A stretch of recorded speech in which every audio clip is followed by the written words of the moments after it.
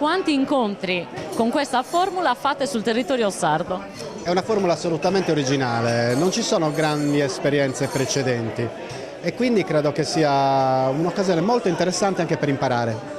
Visto che le imprese hanno risposto bene, insomma, hanno fatto tante domande, si sono confrontate, voi dal canto vostro siete sembrati meno burocrati di quello che apparite, insomma, di quello che uno potrebbe immaginare. È già un passo avanti questo? No, lo prendo come un ottimo complimento questo.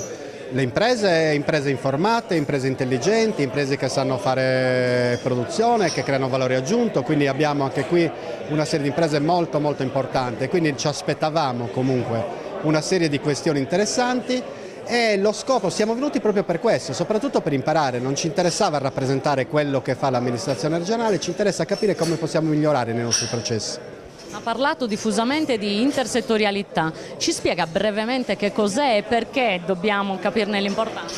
Guarda, si può dire così filosoficamente, nessuno è un'isola. Si può creare ricchezza, si può creare innovazione sociale solo se ci si collega con gli altri, solo se c'è cooperazione. La parola d'ordine non deve essere tanto competizione, ma cooperazione. Questo vuol dire che settori, persone intelligenti devono unirsi, interrelazionarsi, l'interplay come si dice nel jazz, o le forme di integrazione e unitarietà nascono da questo, da persone che si siedono intorno a un tavolo, si guardano negli occhi, si scambiano le idee e provano a fare qualcosa assieme.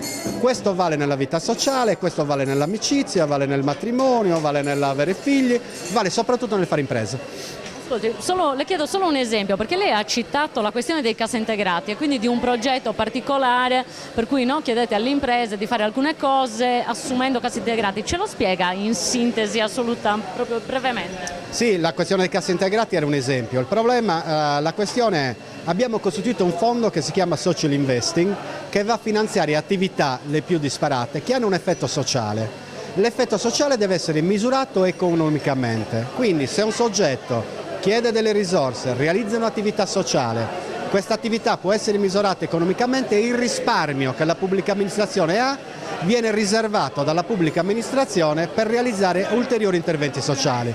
Il caso dei cassaintegrati è il cassa integrato è una politica passiva del lavoro, nel senso ci sono risorse che lo Stato e la Regione mettono a disposizione per pagare l'assegno di cassa integrazione. Se io assumo il soggetto che è in cassa integrazione è un risparmio per la Regione, se lo assumo con un progetto che ha impatto sociale questo risparmio non deve essere messo in economia o per pagare i debiti della Regione, ma deve essere reinvestito per questa stessa tipologia.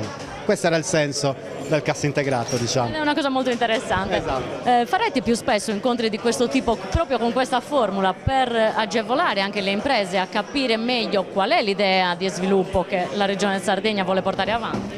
Se troviamo dei partner come Confcooperative sì.